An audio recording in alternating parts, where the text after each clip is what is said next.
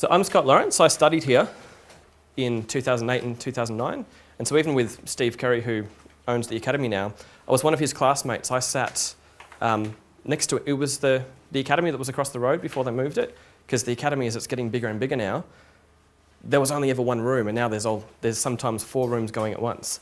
But yeah, Steve and I, we sat next to each other in class, and we were fairly good students, as in like we didn't throw too many paper airplanes or anything like that at the time. And then Steve went and bought the academy, and my fiancée there, Jess, and myself, we went and, having no understanding of the business parts, we had to go and build our own clinic.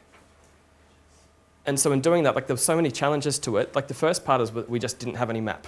So we had to ask all our friends, all our family, anyone we could pretty much just get for free to give us some advice, because we didn't have any money at the time, to ask, well, what do you do? Just how do you get started?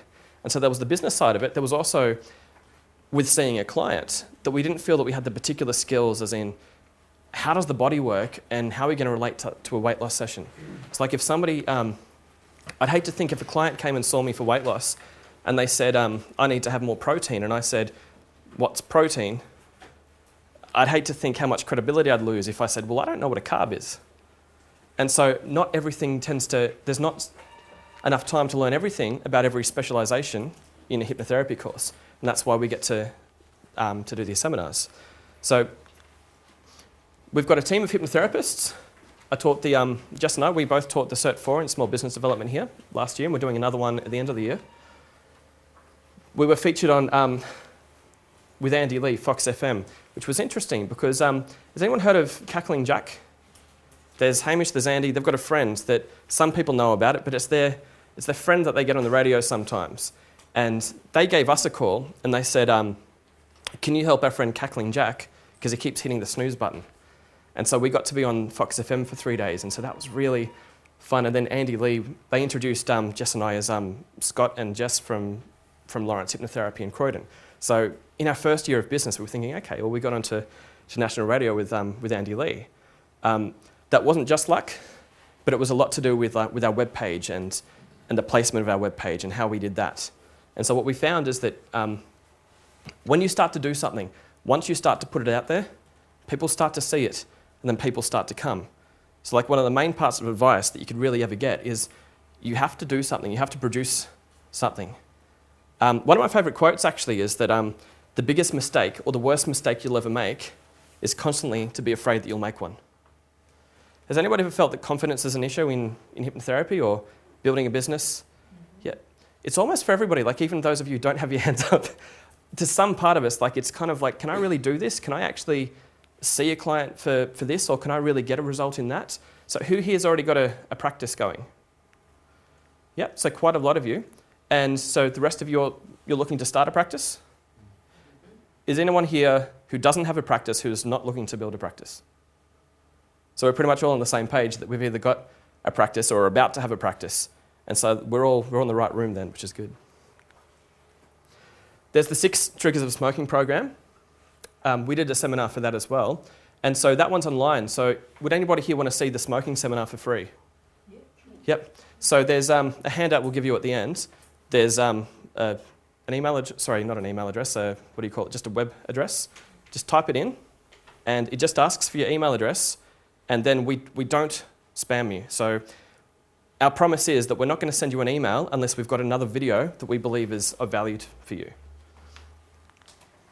And then there's the 3 Rules of Weight Loss program, which is what we're doing tonight.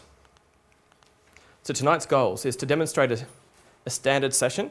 So the program that we do 6 sessions of weight loss and a 2-disc CD set, and that's our program that we sell. And that anyone who's been in one of my classes, you know the way that I teach, I talk about, I build programs. There's other therapists, they'll teach it a little bit different because they've got different styles. What Jess and I found is that the quickest way that we found to build a client base is to write a really good ad, advertise a program, and put that program out, and then people tend to understand it a lot better. So if you had a sign that says,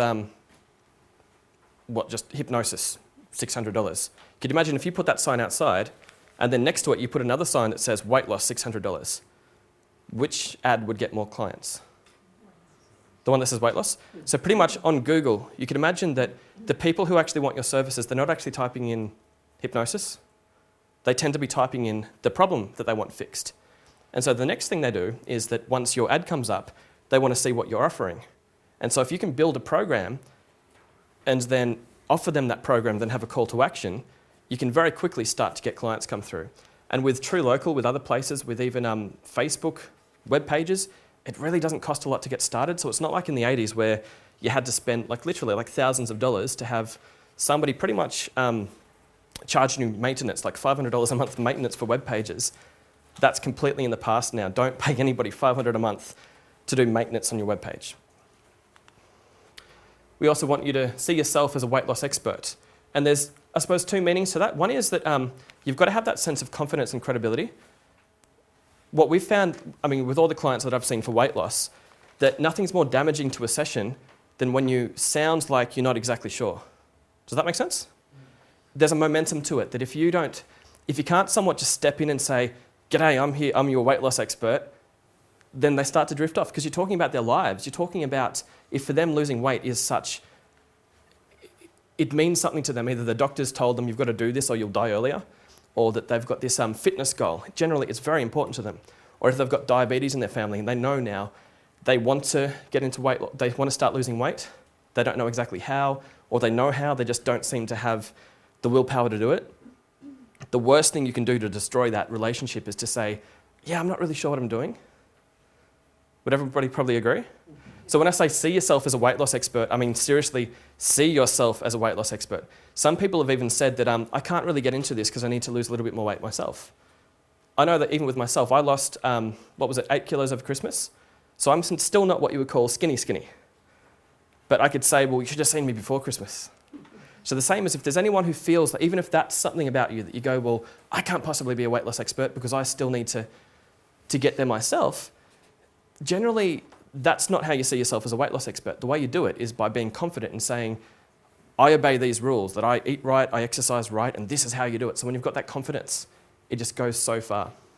The other term of being a weight loss expert is to actually know about weight loss, which is literally if they start asking you questions, if they say that they've got a particular condition and you don't know what it means, if it's a really, really rare special condition, they'll forgive you for it.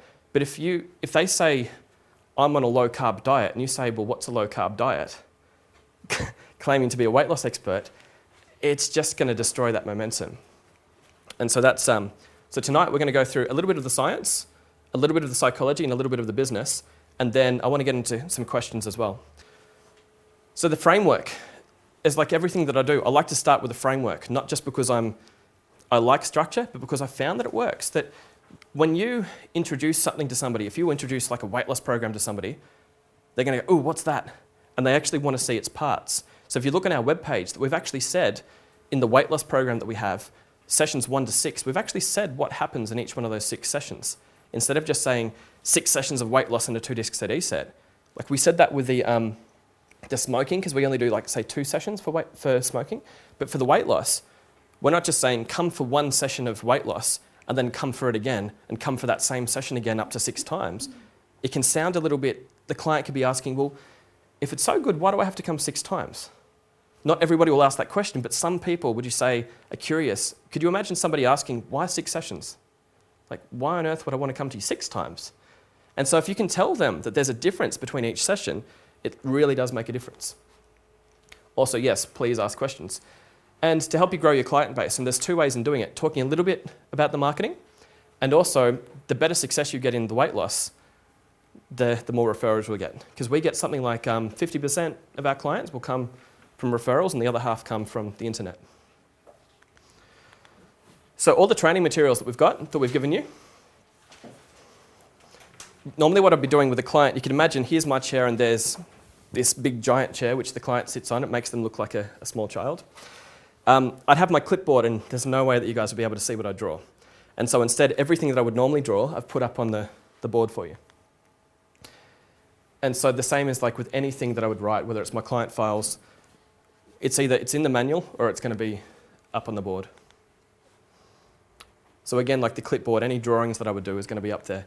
So if you imagine, no, I don't have a projector when I'm there with the client, so the only reason that we're doing it this way is because it's easy for you guys to see.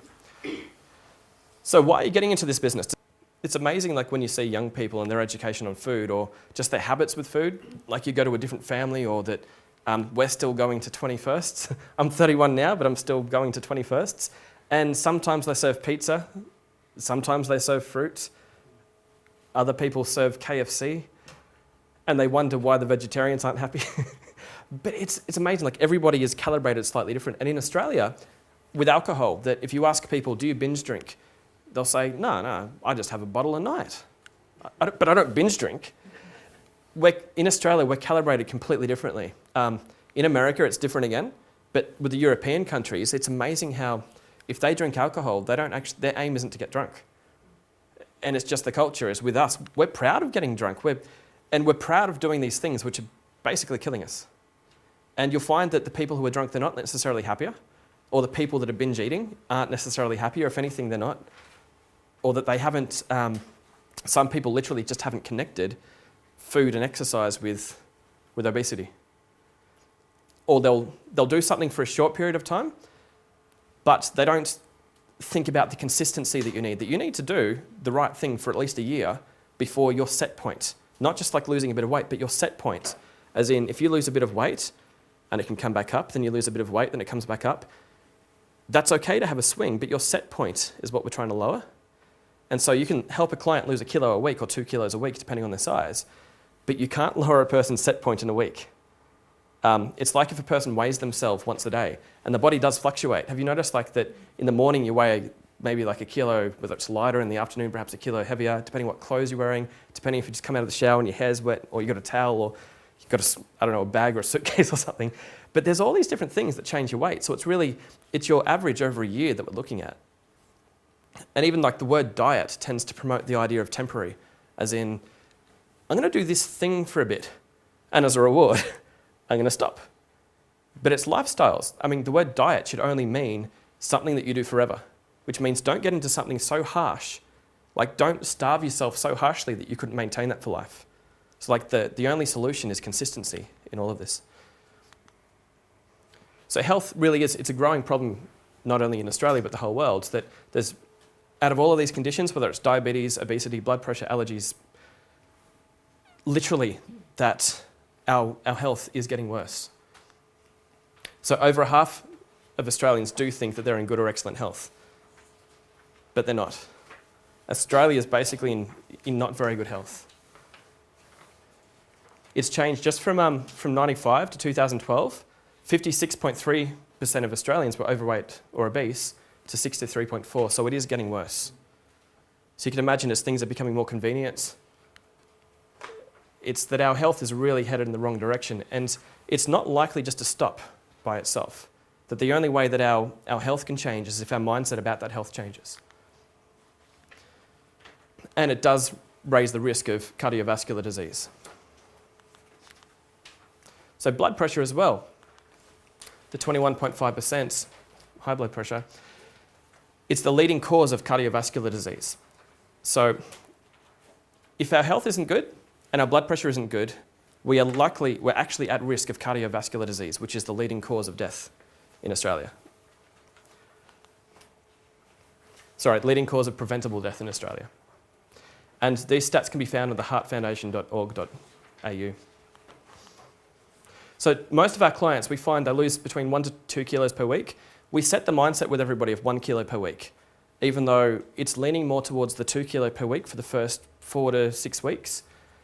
The reason we set this target is we have to set a target for them, otherwise they just don't understand what's going to happen, that we have to tell them in advance. Does anyone here like walking into a dark room and tripping over furniture? So you can imagine it's the same thing with the client. What they want you to do is to turn the lights on so that you're telling them exactly what's going to happen every step of the way. Because if a client walks in with an expectation where, would you say that hypnotherapy is one of those things where people still think it's a magic a little bit? Or has anyone heard like the cluck like a chook or the bark like a dog? People are still asking us these questions. So because of these questions, we need to come back to this stuff and say, here's the reality. Here's 1 kilo or 2 kilos per week. Aim for 1 kilo per week, because the more slowly you lose the weight, the more permanently you'll keep it off.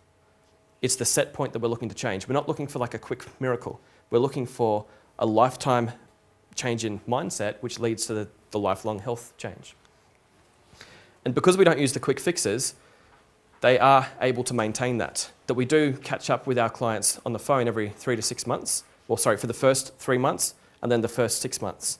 And then after that, we tend not to talk because we've got so many clients that come. But we do know that it's not just that week they've lost weight, that it's at least for 6 months we know that they're doing really well. So what we do on our program, at $150 per session, so that's basically for the 6 sessions, that's $900. Then we give them a discount of $120 for paying upfront. So if they pay for the whole thing, then we do $780. And we've found that people are quite happy with that.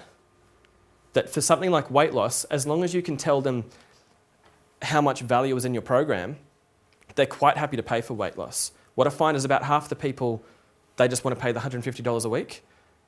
It tends to be people who are self-funded tend to want to pay for the whole lot up front. Does that make sense?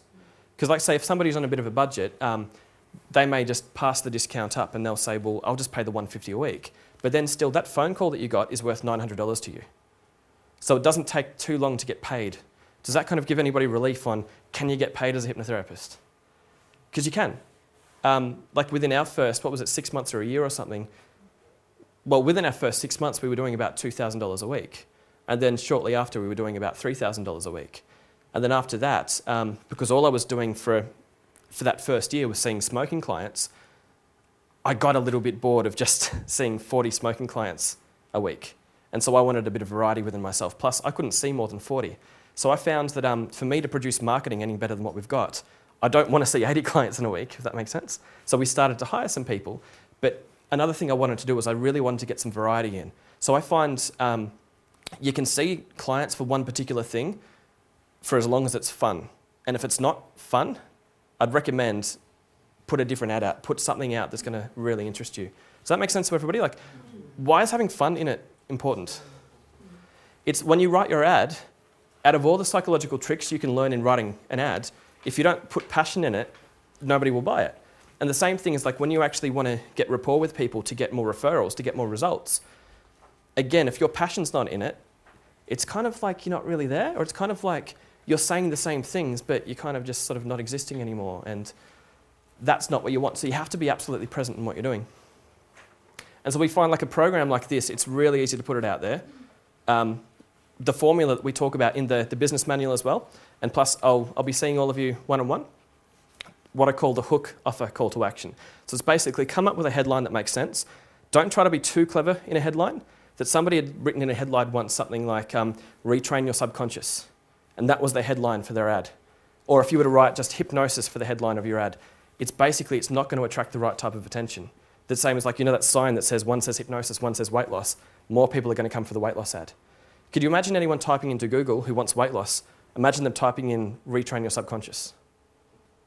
That's not what people type in when they want weight loss. So the same thing as your headline, it basically just needs to make sense. Your offer needs to make sense as well, because people want to know how many sessions, what's the cost, and what else do I get? Is there a CD set involved? And then the last bit is just that call to action and what suburb are you in? Your phone number and your suburb are going to be some of the most important things that you can put on either a flyer or a web page. So, I'll wrap up the business stuff very quickly so that we can get into an actual session of weight loss. This is the way, there's these 5 parts. I know there's only 4 on the screen now, but there's another slide after it. So these are the first 4 parts that I talk about with business. The administration. In that, I include basically anything that's not your product or not your scheduling or not your marketing. So basically what we're talking about is the admin, the phone calls, the paperwork, the tax, anything legal, anything to do with your memberships. The best possible advice that I could give you for anything administration is try and shrink it. Basically, don't make it too big. Just do it early. Has anyone heard of that book called Eat That Frog by Brian Tracy? That's right. So what he says, I never wanted to read the book because the title confused me. That's why your headline should not confuse people, really. It's a story basically about there's a frog and you don't want to eat it. But if you had to eat a raw frog every day, you should probably try to eat it as soon as you wake up, because then you know the rest of your day is not going to be as bad as eating that frog. And if you've got 2 frogs to eat the ugly one first. And it doesn't pay to stare at it for very long. So the admin, the biggest thing that can kill your passion in business is to drag it out. So the idea is don't plan more than 1 day's work per day. If you plan 3 days work per day, you're not going to get 3 days work done. Does that make sense? And if you plan half a day's work per day, you're not going to keep the pace. So it's really important to make sure that you be really sensible about the admin. Outsource what you have to. There's some people who'll say what they want to do their own tax. Say, great if you love it. But if you're earning more per hour than your accountant's earning to do your tax, why on earth would you want to do that? Why on earth would you want to do it yourself? And so does that make sense with the admin? The whole thing is don't complicate it. Don't use jargon when you don't have to. Just keep it simple, keep it fun. Your product is pretty much anything that's your either product or your service, as in the actual session of hypnotherapy or the CD sets that you give or the fulfillment in any way. The best thing to do about your product is start with your product, start with your service, research your topic, build a program about whether it's weight loss hypnotherapy or whatever it is, but just build something so you're happy to go out there. What I find sort of kills people's advertising is they haven't written the ad because they're not confident to provide the service. Does that make sense?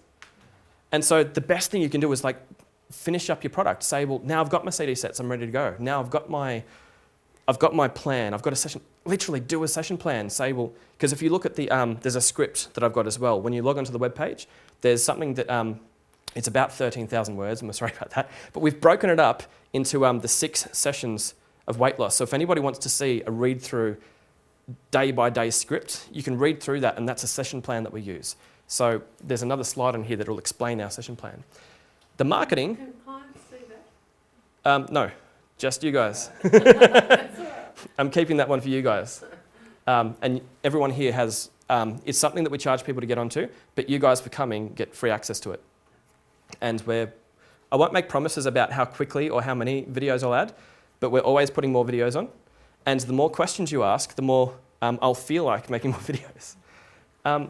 So the marketing, again, was really just be really clear, make sure you're clear on what your offer is. And the scheduling is very much tied up with that administration thing, is that don't schedule more than 1 day's work per day, and take breaks as well. So what you find is that your brain as an organ does get tired, and you can't use it the whole day at the same speed all day. So if you're not taking like at least a 5-minute break every 90 minutes, then you're literally not going to be able to function at the same level of productivity.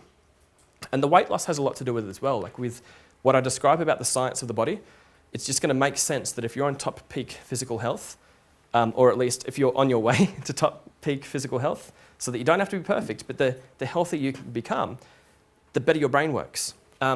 There's a guy called Dr. Daniel Amen, and he's incredible what he does. He has these scans of the brain, and it measures what he calls like a SPECT test, which is either the electromagnetic field of the brain, or it's like the flowing of the blood.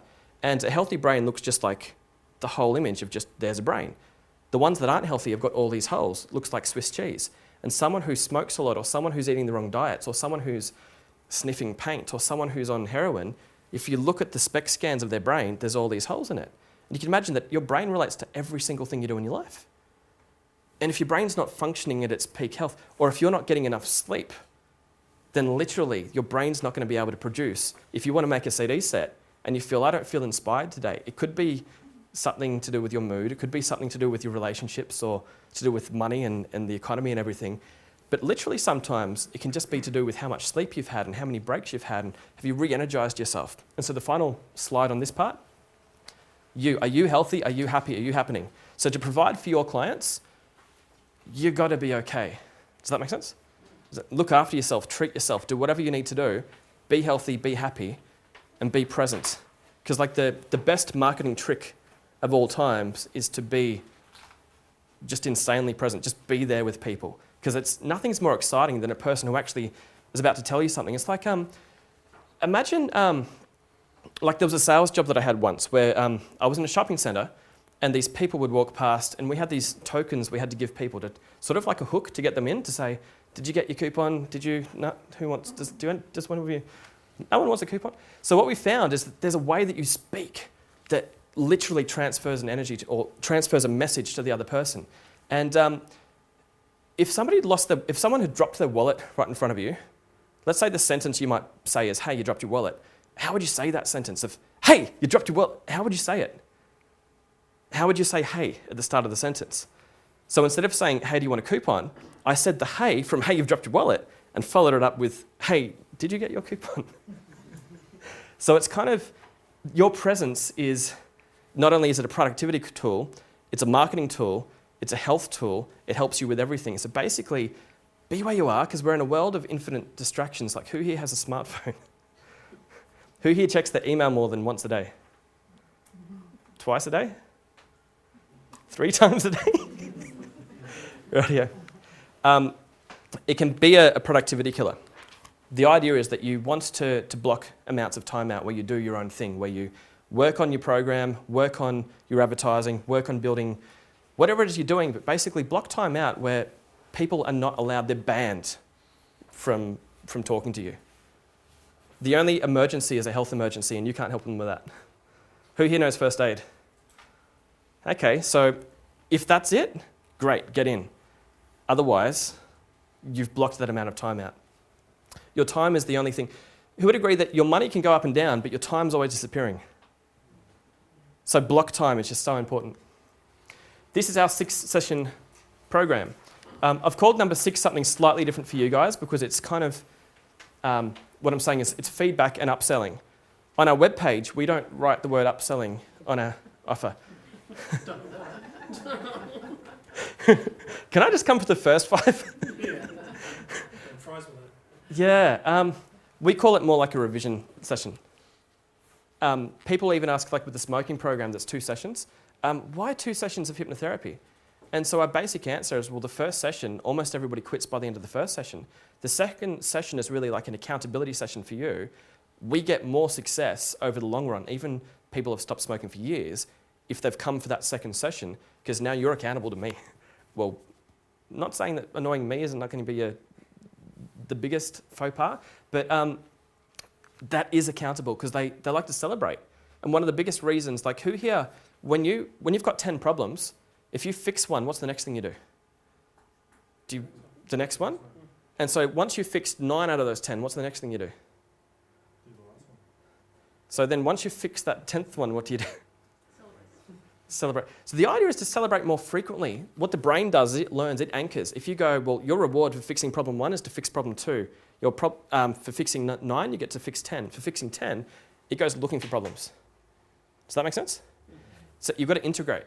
You've got to integrate into your life little celebrations. I don't mean drugs and alcohol. There's other ways. But yeah, basically to anchor your brain, anchor the behavior of your brain. It's amazing, like who here drives a car? And who here has to think really hard about, if I see a red light, I've got to make sure that I've got to stop. Or you don't do that, it just sort of happens. So could you imagine that there's still that muscle memory affecting what you do when it comes to your life and celebration and productivity? So the idea is, please do celebrate.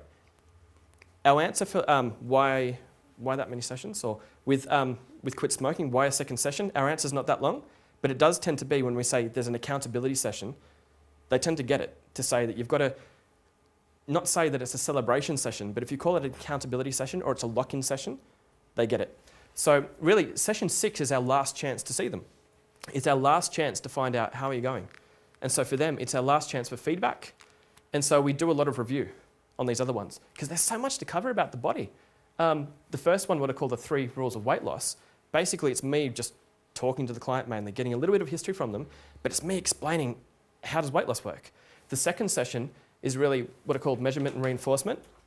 This is where your session can go mainly one of 2 ways. It could be that they've come back and they've gone, I lost 2 kilos, how awesome am I? And another person who comes in and goes, I don't know, I'm just a loser, I don't know what's wrong with me, it's just not working. I don't think hypnosis works on me. And you could get a client that might say that, but there's not just the one reason they might say it. So on that script, when you go onto the net and once you read it, we've got, it's very detailed, it explains exactly what are the main reasons why a person could come back and necessarily say that they didn't get success, such as do they need further education? Do they just not like you? And there's tricks for that as well. There's, is it a willpower thing? I've had even a client this week where one week we were talking about her social life or her family, and somebody says to her, look, you know what? I've been cooking all day. Surely you can just try one of these treats. The whole day, you're looking to break my heart? And so you can imagine how much social pressure that is for her to say to her mum or her sister or her friends, yeah, I understand that you've been cooking that all day, but literally I've got a weight loss goal. And they say back, yeah, but surely one. Just one's not going to hurt you. And then she explains back, well, yeah, but I don't want to build a habit. I've got a very strict regime, and if my brain can justify eating one, it can justify eating two, then I've broken the seal, I'm going to go. And so generally what really seems to help a person on session 2 is if they're one of those people who is having that social pressure, give them a little mini script. And I don't mean a complicated ninja NLP script of like, this is how you get people to leave you alone when you don't know what to eat. But basically, do you notice like confidence comes when you answer more quickly? Let's say if you guys ask me like, how much is your smoking program? And I say, oh, it's $360. So you know that big pause that I just did. And then you say, how effective are you? And I go, yeah, really good. Yeah. That doesn't sound confident. So you can imagine these little scripts that you teach people, like these little things of like saying, no, I'm good. I'm really just on a diet right now. Thank you. If you can teach people just to pump those little scripts out in real life, does that sound more confident than saying, like if they ask, why can't you eat it? And you go, like a person will literally get a biscuit in their mouth during the Like it's kind of, you really have to teach them just one tiny little sentence here or there. Or another type of client who just needs more education on the body. Or they might not understand, like, why can't you eat those foods? And it does happen. Because really, there's not a lot of mass media education on the body. There's a lot of education on the body, but there's not a lot of mass media education on the body. Even with The Biggest Loser, that unless you buy the books, or with the Dr. Phil weight loss books, unless you read the books, you don't really get a lot of the science. If you watch the show, you get to see the drama. Does that make sense? Because you're seeing the tears, you're seeing the feelings, you're seeing the yelling, you're seeing them going, oh, you can't eat that. But you're not really getting a lot of the science from The Biggest Loser. And then part 3, the third session, I like to get into the nutrition and the exercise. And it's quite simple, really, that I'll explain the food, I'll explain the food pyramid. Exercise, it's all about consistency. So if somebody was told to do like 1,000 push-ups today, not only is that going to scare them and they'll never do it again, but it's not really going to do them any good to exercise for one day. You're better off doing less exercise more consistently. If you did something like, if your plan was twice a week, just do a half-hour cardio, it could be just walking a dog, that's cool, that will contribute to weight loss over time. But if your effort is to, I'm going to run up a hill once a month for 4 hours, that's probably not going to really contribute to much weight loss. And with heavy work or with intense workouts as well, that if a person can do an intense workout, once a week for 1 hour tends to be enough, that they don't really need a lot. And if there's someone who's got particular needs with their body, like if they're of an age where they're not really interested in being a bodybuilder, intense workouts, basically all it is, it's just a muscle building, it's just toning. So they don't need to lift heavy weights, they only need to lift something that suits them. It could be a 1 kilo. It doesn't need to be like giant barbells. So it's always important to make it appropriate for them. And then session 4, the social pressure that I was talking about and the NLP. Who here knows what NLP is? Yep, pretty much everyone. So neuro-linguistic programming. We talk about pictures, sounds and feelings. We talk to them about the way the brain learns habits. So if you keep doing something a particular way, you'll probably keep doing something a particular way. And the social pressure tends to be a habit as well. So if you get a certain feeling when someone approaches you and says, I've been cooking all day, you have to eat this. Has anyone felt like almost an energy from a friend, like when they're really pushing you? Like you can't quite explain what it is, but just the way they're looking at you, you kind of feel intimidated. It is interesting, there is that tall poppy. And it's not always the person who's doing the tall poppy social pressure, they don't always know that they're doing tall poppy social pressure. Because if you ask them, why do you want that person to eat it? They'll say, well, why not? It's delicious. But it could be really, really deep in the subconscious where that person doesn't really want that person to succeed. Has anyone here in building a business ever confused a friend or family member? So like, what, you guys are going to be hypnotherapists? Are you sure? And you have to explain that to them. I mean, like I've been through that, like with my friends. My phone script actually came almost from a conversation with friends, family and everybody. When the first time somebody called me up and they said, how does this hypnosis thing work? And I'm like, oh, are you calling to make an inquiry? And they say, well, they've asked, how does hypnosis work? And how many sessions is it? And what's your success rate on giving up cigarettes? I'm like, oh, I don't know. And then I started explaining all about what hypnosis was. And I was explaining it to them in the same way that I would explain it to a family member or to a friend. And I'm saying, it's good, it's not what you think it is. That's not a thing that you could say, or it's not a thing that you should say over the phone to someone who's making an appointment. That you don't apologize for it. You don't say something that makes it sound like, oh, my friends hate it, but you're going to love it. Because like the social proof is that, well, if so many people hate it, why would I like it? What makes you think that I should be the exception? So the phone script that I have now is basically what I call appointment program pause, which is, hi, are you calling to make an appointment? And if they say yes, I go, great, well, what day would you like to aim for? And if not, if they say, no, I just want to find out about it first. If they ask, well, what's hypnosis or how does the whole thing work? I say, it's a program. It's 6 sessions and a 2-disc CD set. And then I pause. And then if they want to know anything else, they've already got a context, they've got a structure and a framework now, so they know that I'm serious about it. They know that I do this all the time. I've got a program. If I've got a program, I must have done this before. And so that really helped on the first few phone calls. Well, it took me a few first few phone calls before I had to work that out by talking to people about how do you convert on the phone? How do you get people to... So the same social pressure can apply to, like, if you've got a friend with a tray of food, if your friends and family don't necessarily understand you succeeding, it's not that they want you to fail. It's kind of like, well, I think maybe, it can sound weird, but if I'm smarter than you or if I'm better than you in any way, or if I think that I am, if you do better than me, does that just mean that I'm just rubbish? Which is a terrible mindset to have. But if a person thinks that way, absolutely, that people can have that kind of jealousy, where it's like, jealousy is like a false maths. Because let's say that you're approved of, but if I can stop you from being approved of, if I could sabotage you somehow, well, then people approve of me more. But it never works. That sabotaging someone never makes you approved of more. It just makes 2 people really hurt. So it's maths that doesn't work because they haven't worked out that, so like there's 2 types of strength. There's lifting others up and there's pushing others down. And it's only really the lifting others up that really makes you stronger. It builds your reserve, it builds your network, it builds, people become more likely to share information with each other when they're just more open, where they say, well, you know what, I want you to succeed. Because we're all better at something than somebody else in our own unique way. That your own personal story has no competition, or your own personal character has no match in the world because you're the only one who's you. And so that's such a special thing that it kind of makes no sense to have that tall poppy syndrome. It makes sense why we have it, but it doesn't make any sense that we should need it. So yeah, the social pressure, it's massive, it's a big thing. Okay, so getting into the first session that I do. So the 3 rules of weight loss. This part's not really about the psychology, but it's more about the body.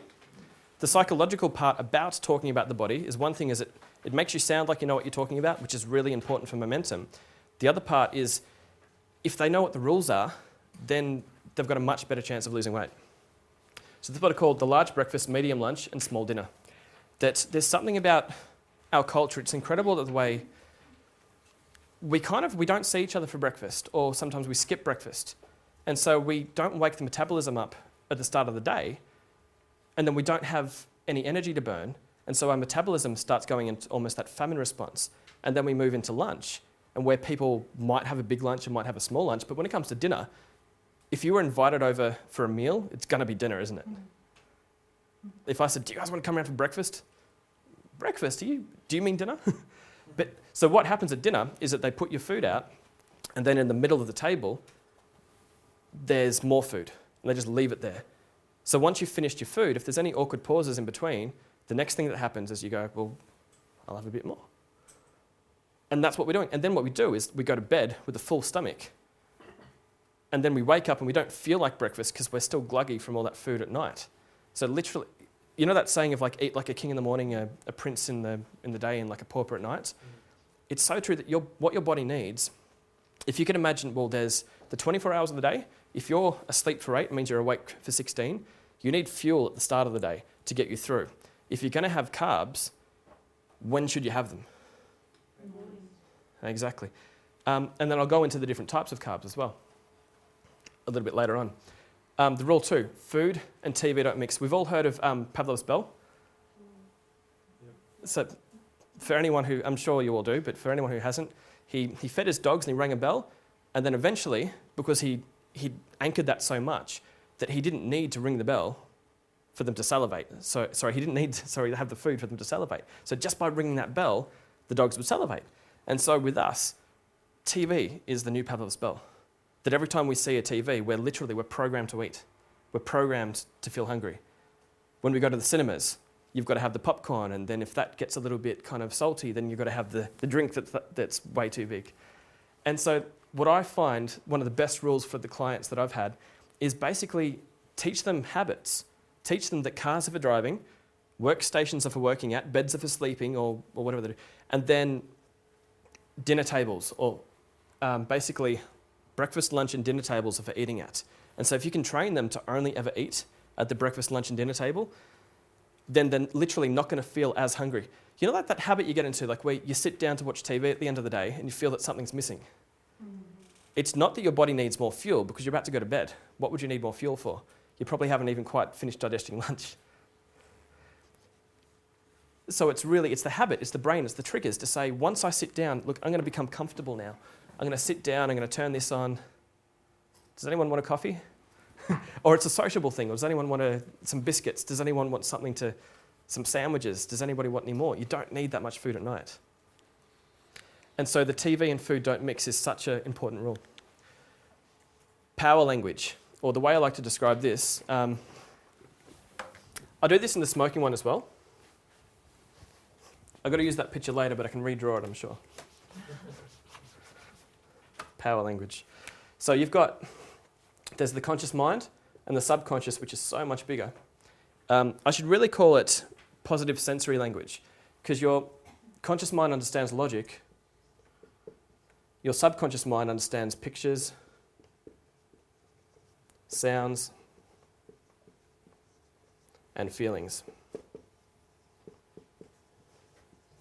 And so all these habits you've got, like how do you talk? Or how do you walk? Or how do you... when you talk, do you start with an in or an out breath? Or what do you do with the lips or the tongue? Do you start with a verb or a noun?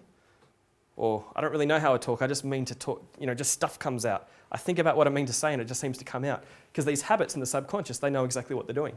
Can everyone see that? So if I've got the eat at breakfast, eat at lunch, eat at dinner, and then there's TV. So what's happening is that you might say, should I eat or not eat? Or if I said, can you think of the number 3, would everybody be thinking of the number 3? Just because I said it. So it's in you. So that could go into maybe it's either a picture or it's a sound or whatever. But then if I say, can you please not think of 3? Try really hard to not think of 3. Is everyone still thinking of 3? So would you say that still goes in to the subconscious? So with eat or not eat, logically you know what not means, but the subconscious has no clue what not means. It doesn't know what a negation is. Can you give me a handful of don't? Like somebody puts some don't in my hand, please. But there's no such substance. You can't have a picture or a sound or a feeling of don't. So with eat or don't eat, it gets rid of not. It grabs that, eat, just eat. And that becomes the habit. So when I see a TV, if I say, should I eat in front of the TV or should I not eat in front of the TV? What are you seeing? Yeah. Who here thought of a pink elephant? Or like who here thought of eating in front of the TV? So literally when I say power language, it really means sensory, picture, sound and feeling language instead of logic, because the subconscious doesn't understand logic. If ever you've had a battle with yourself, just go, I really should have like the willpower to not eat, but I'm just not feeling it. Does that sort of prove that there's sort of two minds going on? There's what you logically want and there's how you behave. How you behave is always a reflection of not what you want to have happen, but of what you describe happening. So who here likes chocolate? Okay, so everybody, please don't imagine getting up in the middle of the night and getting chocolate from the fridge.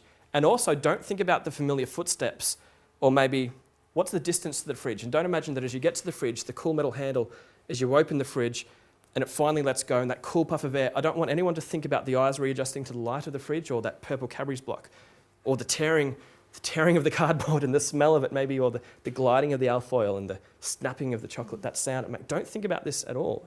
And then maybe the uneven break or the crumbs that seem to come, or as maybe you take it into the kitchen, maybe there's some footsteps. And then don't think about the chocolate. Don't smell it. Don't kind of feel it melting in your fingers. Do I need to lick that off, or do I need to wash my hands? Like, who here had an experience of chocolate just then? Does it make sense what people are doing to themselves?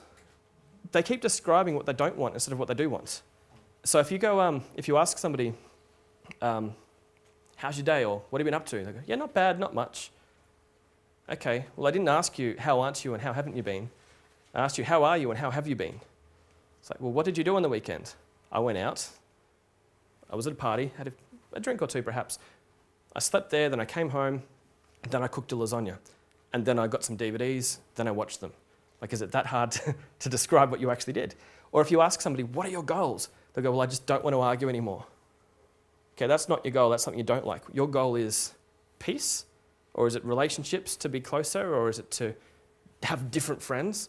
Because at the moment, all I can see is arguing, because you've said don't argue. Or what else do you want? I just don't want to be broke anymore. Oh, okay, what else don't you want? That's what you do want, not what you don't.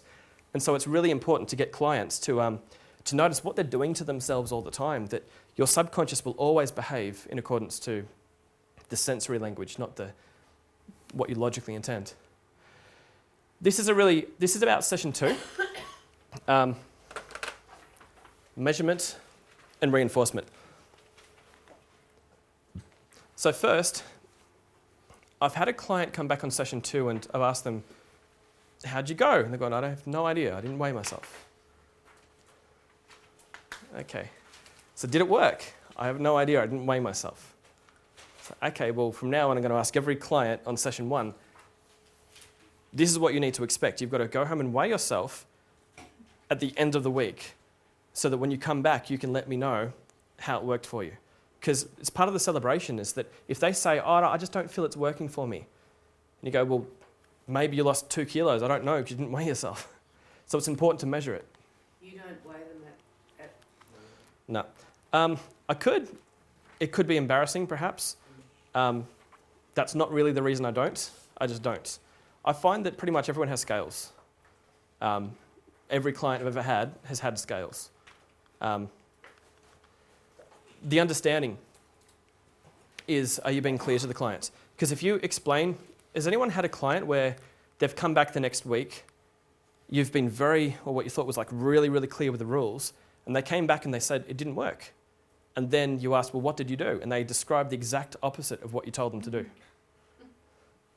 Has anyone had that? And it may not be that you weren't being clear, but sometimes being clear just means you've got to find out what do they understand first, because you might have said a word that's perfectly normal, but they just didn't quite get it, because not every client is going to understand the same stuff as you. So sometimes it really pays to, when you take your client's history, one of the examples I've got in the script is that if they're a chicken farmer, talk to them about chicken farming first. And then say, yeah, weight loss is a lot like chicken farming, because they've got their own examples. They'll say, yeah, in chicken farming, you've got to get up really early. I'll say, yeah, well, with this one, you've got to start the weight loss at the start of the day. So I've related it to something that they already understand. So being clear doesn't always mean using less words. Sometimes it literally means finding out what they already understand and linking it. It just seems to make such a difference to people's understanding if you start with something that they already get, because you're speaking their language. Support. Agreement from your client. If your client just says, nah, not doing it, then it doesn't matter how clear you are, because they've just said, no, I'm not doing it. It's really important to get that agreement. Sometimes it means like a lack of confidence. They don't think that they can achieve the results. And you've got to find out, is it that they don't have the confidence, or do they need the education as to why? Or just ask them, why not? And they'll tell you. If it's that, well, I've got a special medical condition and I can't eat that, well, okay, well then, good thing you told me, because now I know we're not going to set that as a rule. Because if my rule is that you have to eat meat every day and you're a vegetarian, but you didn't tell me that you're a vegetarian, and you're going to come back and say it didn't work. Why not? Oh, because you asked me to eat meat and I'm a vegetarian. Well, why didn't you tell me that last week? So it's good to bring this stuff up in the first week. If somebody find out, don't just assume that you've got the support from them. Literally gain the agreement and ask them. And then the target, literally just the same way that this works with the subconscious, if you keep saying something with sensory language, you're going to picture it and you're going to behave that way. If you keep talking about a target, they're going to start to have pictures, sounds, and feelings of that target, and they're going to start to behave that way as well. So it makes sense that the target, like with the smoking clients, I say, if you could just come back in 1 week's time, and in 1 week, I want to hear that you've had 0 cigarettes in a week, and I want you to tick the calendar, 1 tick per day. Could you imagine that they're actually seeing that at the end of that week, they're actually seeing in their head, they're having an experience of coming back and saying, great news, Scott, I've had 0 cigarettes. Or with a weight loss, like if I set a target that they're going to come back, have lost 1 kilo or 2, and they come back and they tell me that they're really excited, if I plant that suggestion in the conversation, at least now they understand what my target for them is, and they start to behave that way. So there's my clever acronym of MUST. Step 2 is identify gaps, confusions, and trouble areas. If they either disagree with you, you've got to find out why they disagree. If they're confused, maybe all they know is if it's not chicken farming, not their thing, maybe they're a computer programmer. And you can say, well, that's what we're doing. We're programming the computer of the subconscious. So again, like pick up a metaphor from their own life, get rid of the confusion by talking about something they already understand. And step 3, course correction. So that's where if they come back on session 2 and they say, look, it hasn't worked for me, your job is to bring them back on course. In Super Nanny, it's the naughty store. That's the course correction, it's the punishment. In our sense, we're not using punishments, we're using positive reinforcement, such as we're explaining something in more detail if they need more detail, or we're giving them a feeling of confidence by telling them, you know, that you really do deserve unconditional love, and you're so special, you're so important that you need to love yourself. Or however it is that you do it, that the course correction is to really to gain that agreement. And then step 4 is the encouragement. And this is the part in Super Nanny that all the parents seem to forget. That, you know, like once they got the kid onto the naughty stool, has anyone seen, I can't remember how many episodes she's done this, but the punishment's over and they just scoop the kid off the chair and then the mum or the dad just goes about their business and the kid's there thinking, is the punishment over? And the adult knows the punishment's over, but the kid doesn't know the punishment's over because they haven't done step 4, which is, you know, where they say hug the child at the end. Have you ever seen that? Where she says, you've got a bond. Yeah, so you've got a bond. So this is, step 4 is really the power of gaining that agreement. I don't expect you to hug your client. But after the course correction, you've got to tell them on step 4, great, you're doing well. You don't have to say it as enthusiastic as me. But yeah, literally, you've got to tell them that they're doing well because they're sort of, a client's sort of coming to be approved of by you in a lot of ways. That's what clients do when they see a therapist. They sort of come to find out, am I doing it right, boss? Does that make sense? So that's where you've got to give that to them. They've earned it. They've earned your bond or they've earned your encouragement at that point. And so that's how this is like a permanent anchoring system for locking in that behavior because then they start to know that you praise them a lot. You know, like with the hypnotherapy, who here has done an actual induction? You know, like when they teach you that somebody does something, you thank them for it, you praise, sit, that's good, thank you. You don't overdo it, but you're building an anchoring system where, hey, this person loves it when I do what he says or when I do what she says. Same with Jess at home, that she... Thanks for doing that. It's a great system. The CDs, I'll just grab one from here.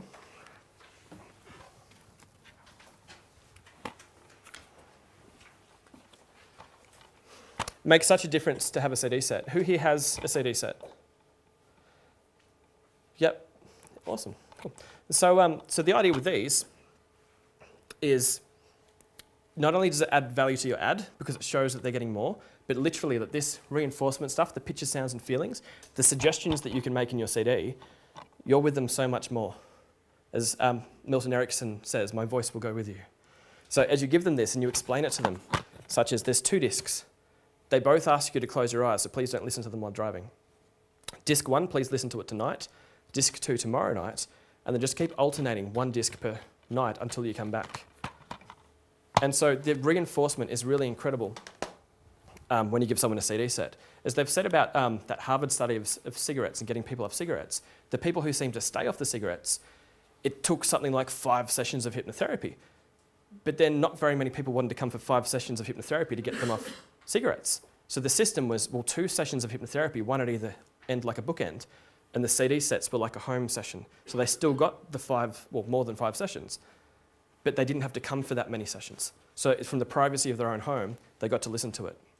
And so... How long is each track that you there's about half an hour of talking, and then the music trails off for another 15 minutes or so.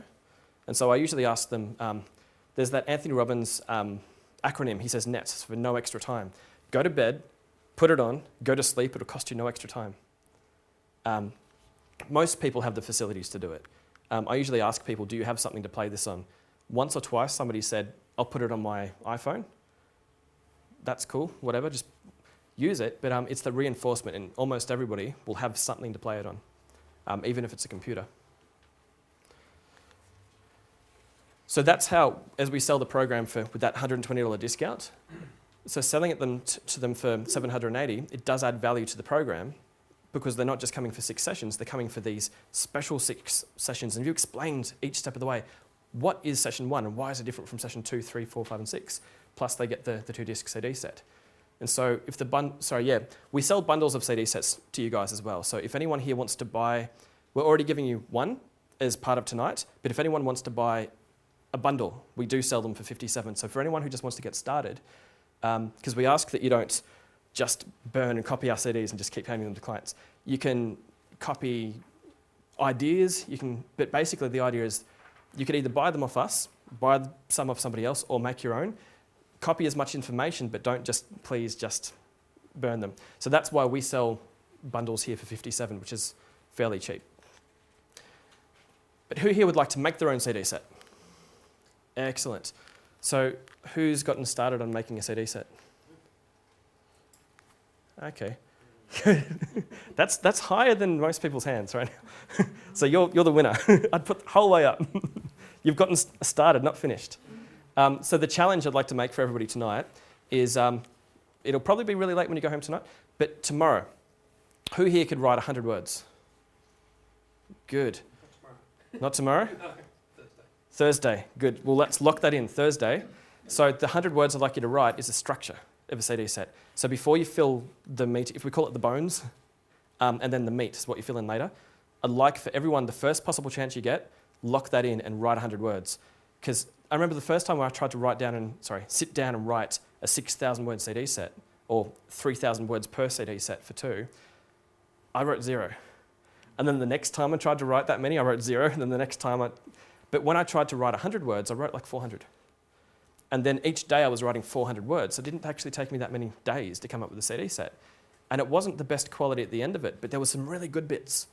And so then I took those really good bits out, and then I made another one out of it.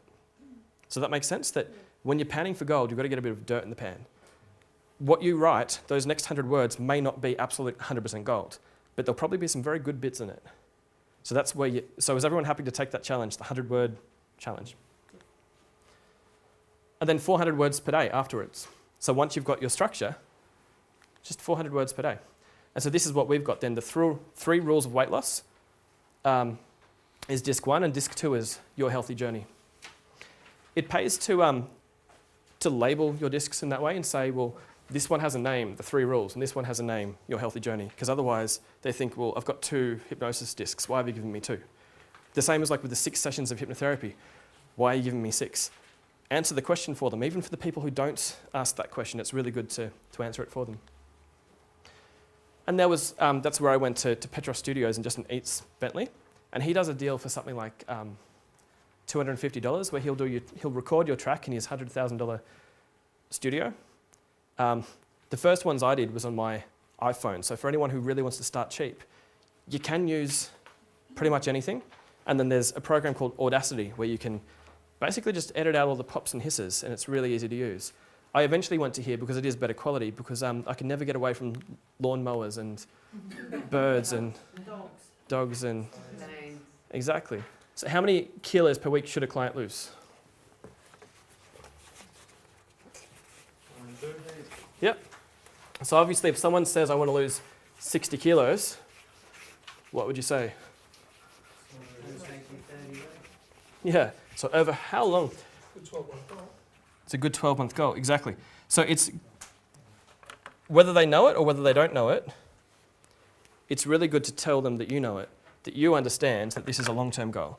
So it's good to ask them, what sort of a timeline were you looking for?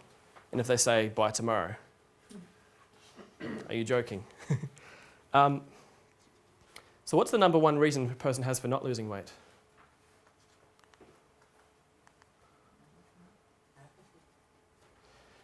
generally, it's sort of like one of the two things, whether it's the education or the willpower, which comes from either self-esteem or, again, education about what self-esteem is. And then what is self-sabotage? So there could be several parts to this. It could be that they don't really feel that they're worthy of being healthy, or they feel that it's maybe it's a friend or a family member with the tall puppy syndrome. So these are things that can come up. Weight loss myths. Can a person permanently lose weight with a short-term method? So consistency is really, if there was, because everyone's looking for a magic word, consistency. That's the magic pill. Whatever you do, you've got to do it forever.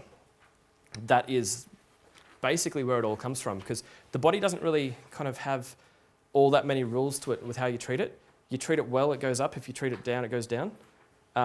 As Anthony Robbins says, like, it's eat less and move more. And people can say, well, I know that stuff, but I just don't know how to get the willpower thing going. And that's where you can help them. Can a person lose weight simply by cutting out a food group? Have you heard of, what is it, the blood type diet?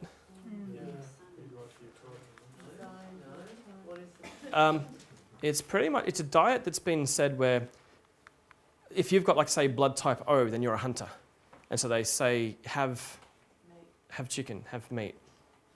I don't think they'd say, like, only one food, but they tend to take a food group out. And it's basically, it's not something that I tend to recommend because I don't believe in cutting out a food group.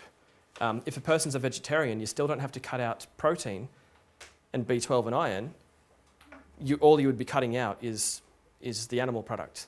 But I still don't recommend to cut things out. It's generally your body needs all the nutrients. It needs kind of whole foods. Can you trick your body? What if you shut your eyes and ate it? Or when people they want to sort of lose either the water weight really quickly, or they want to do other things really quickly, where it's really the mindset should be consistency. The idea shouldn't be to do something really fast and magical, like where a person says, if you just drink some caffeine in the morning and jumpstart your metabolism, then you can eat anything you want. Well, no. The idea is don't try to trick your body. It's actually quite clever. It's pretty good in the way it understands these things. And that's what my clinic looks like. So that's my big chair. So I sit, I've got another one of those chairs here, and that's our counselling table. So I talk to them, and that's the first half hour of the session, and the second half hour is on the big chair. It actually sort of looks a bit small there, but it's massive. It's an amazing big chair. It's like a cloud. You just sort of float, like you don't feel it, you just sort of float into it. When we went looking for chairs, we went to Sydney's Furniture, and we said, we're starting a hypnotherapy clinic. He's gone, this one. I'm like, why that one? He's gone, sit in it. And we sat in it, and we said, how much? And it was about, nearly $800 or something. And so we found it's probably one of the best investments we got for hypnotherapy, that have a comfy chair. We give them this calendar. We've updated this one now for Rule 4, which is about water. But basically what we get them to do is to tick each day as they go. See on day 7 where there's a treat day, if they have anything like cupcakes or alcohol, they're considered treats. They're not food groups.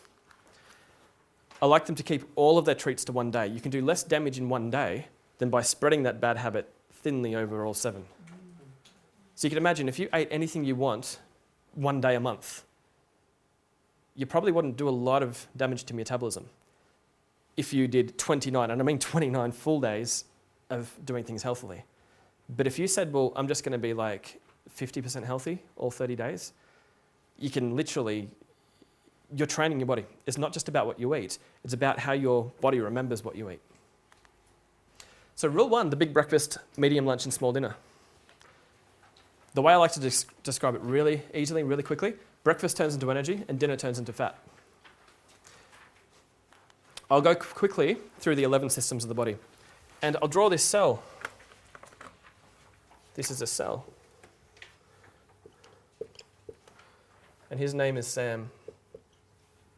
He has feelings just like us. Actually, sorry. The outside of a cell looks very different. More like that. And its eyes are usually a little bit different as well. So with, you've all heard of, Darwin, the theory of evolution? Do you know that thing he said at the end of his life, that he wished that he paid more attention to something? What was it that he wanted to pay more attention to? Smelling the roses. He was still very work obsessed, but he said he wished he paid more attention to the environment. Because when he talks about evolution, people are getting confused that how can a thing just evolve? How can DNA, and if I can draw it, there we go, perfect. How can that evolve? And he said, well, it's to do with the environment, that what happens is it adapts. And the whole idea of these cells is they like to group together. There's a guy called Bruce Lipton who teaches cellular biology, and he found that when he started teaching it to people, even in a cellular biology class, nobody could remember at the end of term 1 half the stuff he talked about. People were getting like 5 out of 20 on their tests. They go, is cellular biology too boring, or what is it? But they actually came for cellular biology classes. And so he did this thing which is almost blasphemy when it comes to teaching science, that he said he did what he called Anthropomorphic Personification, which just means putting a face on it. Has anyone here got kids that have maybe, they've drawn a picture of the sun, and has anyone seen them put a face on it? Did you have to tell them to put the face on it? So automatically we're programmed to look for faces. So when he taught them by putting a face, they literally remembered so much more of it. So if I say this cell wants to work with other cells, it's not because it has the same exact types of feelings as you, but it's more like a mnemonic to say, well, here's how the body works. So with the 11 systems of the body, you're made up of 50 to 100 trillion cells. And there's strength in numbers, where that these cells can work together to say, well, what if, as a body, the muscles can move to get the food, and what if then the respiratory system can throw the oxygen and the nutrients around the body? Like, wouldn't it make more sense for survival for that to happen, for them to cluster? There's the proteins, carbs, and fats, which I'll get into in a bit, and then what a balanced diet is. Who here knows what the 11 systems of the body are? Without looking. So you see like the acronym that I've got? Murder's Link. So if you want to remember what the 11 systems are, Murder's Link. So the first one, so if you can imagine that this guy, Sam, the muscles are there to help him to gain momentum. And so like when it comes to like the total system of the body, the cells are the parts that metabolize. The cells eat food. Everything that you eat, you're really feeding to your tribe. You're responsible for 50 to 100 trillion cells. That's where your food ends up. Really, these systems of the body, what they're designed to do is they're the structure that holds these. And these cells can be from any one of those 11 families. So this could be a muscle cell, it could be a urinary system cell, it could be a respiratory system cell. So without these working together, the system just doesn't work, if that makes sense, such as you can have a respiratory system, but if you don't have a circulatory system, you've got all this oxygen coming into the body, but then your other cells can't get it. Only your lungs will be getting the oxygen. So it makes sense why all the systems work together. The digestive system. This is the one that really tells the story of what digestion is. So once you swallow the food, there's an enzyme that's in your saliva called amylase, which is the enzyme that starts to dissolve glucose. And glucose is anything that's a starch, anything that's a carb, anything that's a sugar, and it starts to dissolve it. But in your mouth, you don't have other enzymes for fat or for protein. They come from further down. And so you're already dissolving sugars. And then it comes down into, you'll recognize the stomach. The top left one is the liver, but to the right, there's the stomach. There's the gallbladder, which is that bit in the middle, that sort of olive cherry looking thing. And that basically holds bile to release into the liver to help break down the food as well. So at the bottom of the stomach, all the stomach seems to do is it's got a muscle at the bottom of the stomach, and it's got acids which start to pull the food apart. But the stomach literally, it doesn't really do all that digestion. It's really your intestines that do all the digestion. So that muscle at the bottom of the stomach, it breaks the food into tiny little pieces called chyle, and they go down into your small intestine, which is that middle one. And that releases into the bloodstream, and then as the heart keeps turning the blood system over once every minute and a half, it comes back to, that the foods or the impurities or anything comes back to the large intestine, which is the giant sausage around the outside. And that, it removes water, it removes minerals, it removes, it removes minerals from the food, and everything that's left over is basically the feces that comes out the other end. So that makes sense as the digestive story. to what happens. And there's 3 types of food that will enter your small intestines, which is what we'll call glucose, which is what is, if you've got a carb or starch or anything with a sugar, it basically gets broken down from that amylase enzyme and gets turned into glucose. So glucose is one of the 3 things it takes. Another is the fat, and the other is the protein. And so that's the size of what the small intestine is looking to handle. The endocrine system, where you've got the pituitary glands, and that one's basically what you would call like the king of the endocrine system. It tells all the others what to do. There's your thyroid, which is responsible for metabolism. So it sends little chemicals out. It sends what you would call hormones, whether it's the T3, T4, or THS hormones, which are basically communicators or chemical messengers that come and talk to the cells. So just quickly on that one, I just want to get into the science of this cell just really quickly, and I'd like you to put your hand up if it doesn't make sense. So does it make sense like that this needs to eat, and it needs to breathe, it needs to do everything that you need to do? And so the thing about the cells is that every type of organ that you have, it's got a smaller version called an organelle, and they need the fats, they need the sugars or the glucose, and they need the proteins as well.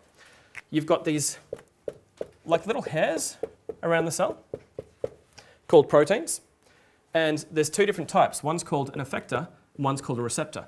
The easiest way to know what they do is imagine that the effector is like the mouth. It does something, it causes an effect, and the receptor is like the eye. So it makes sense to personify it. It makes it easier to understand what these are. So if some food comes to the mouth, this is the eye that tells you that it's food. And so the mouth will literally open or close depending on what it thinks it is. So when the thyroid tells the receptor that this is food, it tells the cell how quickly to metabolize. Does that make sense? There's something that they've always thought with DNA, that DNA was king, or that DNA was in charge of what's actually going on in your body. But does it make sense that maybe DNA is not actually in control? All it is, it's just a map.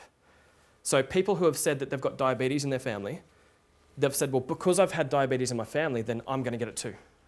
Has anyone heard people say that? It's not actually true. The DNA may have the potential for diabetes, but if I ask you this, like say if I was to write diabetes on my arm, you'd be able to read it. If I covered it with a sleeve, you wouldn't be able to read it, right? So let's say that the arm itself is the DNA, and this sleeve is what I'm calling the protein sleeve. So in the nucleus of the cell, 50% of the nucleus in there is DNA, and the other half is proteins. And so the proteins are actually in charge of the DNA. And so if the sleeve comes off and says, well, there's diabetes, well, then they can have it. If the sleeve covers it, then they don't have it. Does that make sense? So when Darwin said at the end of his life he wished he paid more attention to the environment, what's controlling the DNA? The protein sleeve controls the DNA. The environment, or what the chemical messages that come from that thyroid that come to the receptor that come into here, are actually controlling the DNA. Does that make sense? The food you eat affects the protein sleeves over the DNA. So a person does not have to have diabetes just because they've had it in their family. Any genetic defect is really just in the DNA. There's a map or there's a potential for it, but that potential doesn't have to come out. Has anyone ever seen twins? Or like any 2 twins that look different? So maybe like they're the same age because they're twins. One's sort of fat, one's sort of thin. One has hair, the other doesn't. I've got twin nephew and niece who are the complete opposite. Okay. Colouring, physiology, male and female. They're only 18 months old, and it's just been fascinating to watch them grow. Yeah. Well, as they get older, like even in their 20s or something, already by the 20s, they'll take a completely different shape from each other. And that's not their DNA. It'll be their lifestyle. So one of the ways I like to gain agreement from a client, and is that too complex? It's simple enough to say that your environment controls your DNA.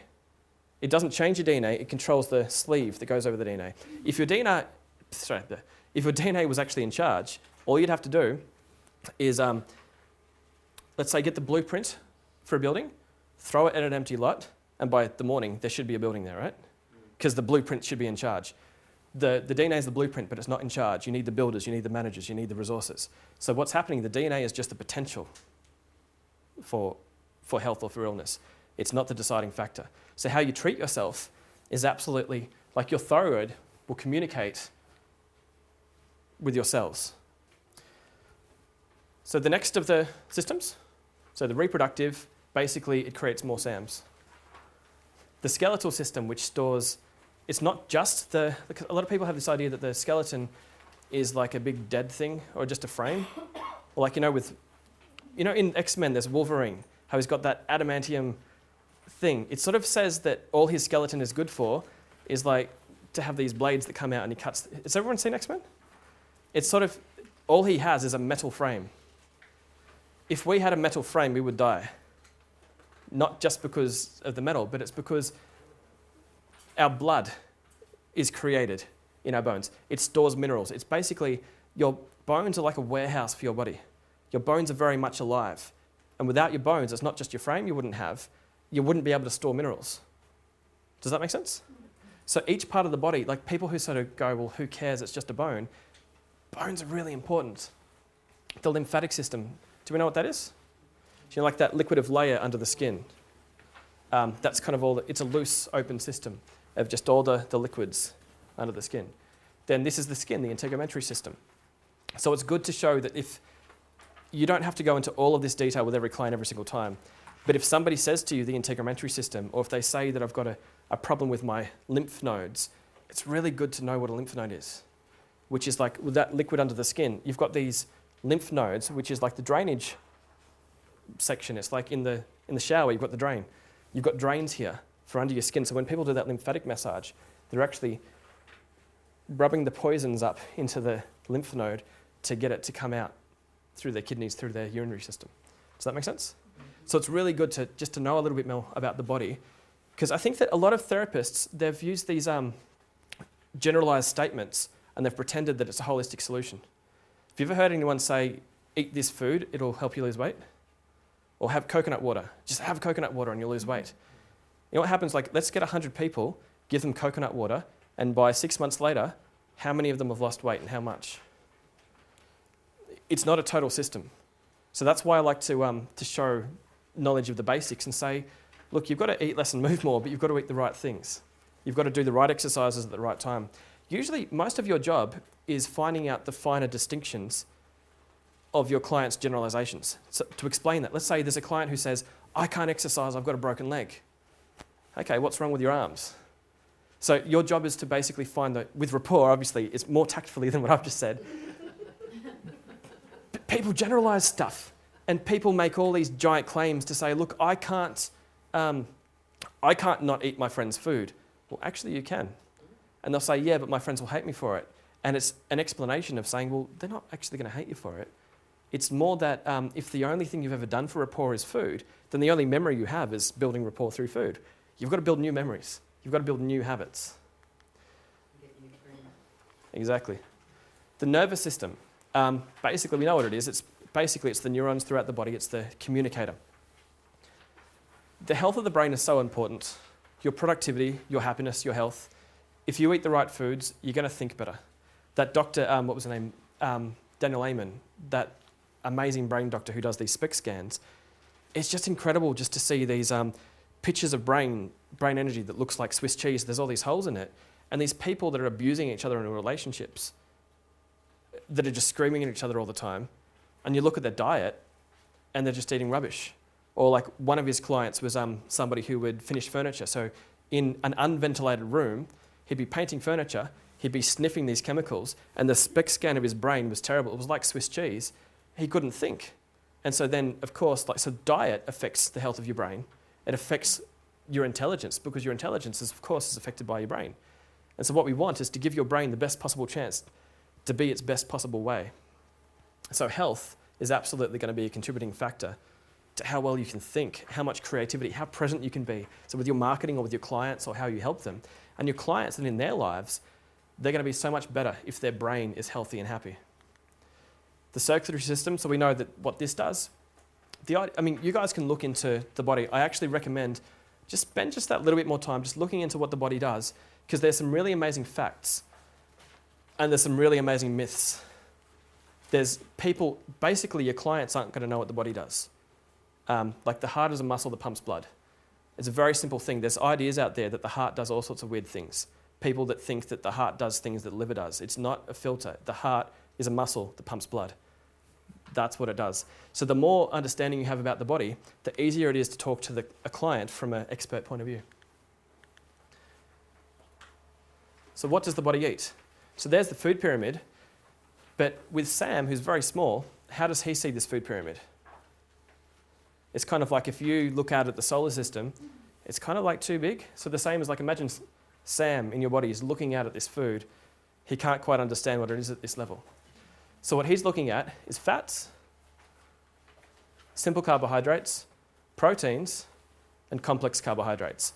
And it almost sort of matches up to this side to that side where you've got complex carbohydrates. They're things that basically will appear in grains or vegetables. The idea is that, you know the difference between a complex and a simple carbohydrate? Basically the complex ones, it takes your body quite a while to break them down into glucose. So that's energy. It's like what we call slow GI, where it slowly releases food throughout the day. So if you want to have energy at the start of the day, if you just eat all these refined sugars, that's a simple carbohydrate. Does that make sense? So it's going to give you this energy burst, or like with coffee, this energy burst, then it's going to drop you. So if you want to live up here at this level of energy, instead of going, I'm going to be down here, then I want an energy drink. With this energy drink, if I have it, I'm going to be up here, but then I'm flat again. It's just incredible how people still think that energy drinks give them energy.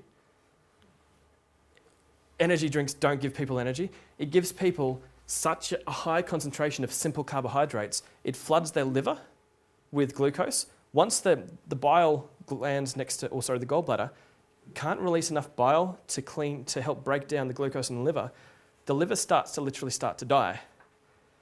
Once it's exceeded its ability to break down the glucose, it's not just the body that gets fat, it's the organ that start to store glucose in the cells, which makes the body very much at risk of cardiovascular disease. So it makes sense why if you want energy throughout the day, you want to have the right foods for breakfast that are going to sustain you throughout the day. I'm not saying don't eat. There's two fears with weight loss. One is that being too large or being sick. The other is if I starve myself, I'm going to run out of energy. You don't have to run out of energy by losing weight. Your client doesn't have to run out of energy.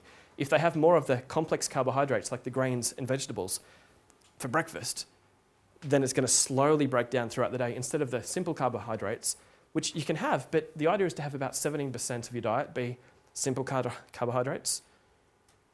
Diabetes keeps going up, depression keeps going up, all these stats keep going up. It's so convenient now to get sugary foods. They put sugar in everything. It's just incredible, just the way food has become, that we don't know what's in our food anymore. Pretty much as a rule, the quicker you can get food from the ground into you, the better the food is. But we're tending to go for like the quick solutions that tend to have either the trans fats or too many of the saturated fats. And it's not the fats that are a problem. It tends to be the sugars. Just to go into like more about, because these are the three things that cells eat. They eat proteins, carbohydrates, and fats. That's what the food looks like by the time the cell gets it. Once the small intestines has broken it down with its enzymes, that's what's left. Proteins are like gold.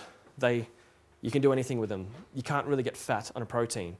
The protease enzyme, it'll pull the protein apart, into amino acids, it'll put them back together, it'll build cells, it'll repair your body. Proteins are amazing. The fats, generally, you need to have some fat in your body, otherwise you can't absorb certain vitamins. But the idea is, again, just don't have too much. But it tends to be, it's the middle one, it's the carbohydrates, which is really sugar. Everything that's a carbohydrate turns into glucose.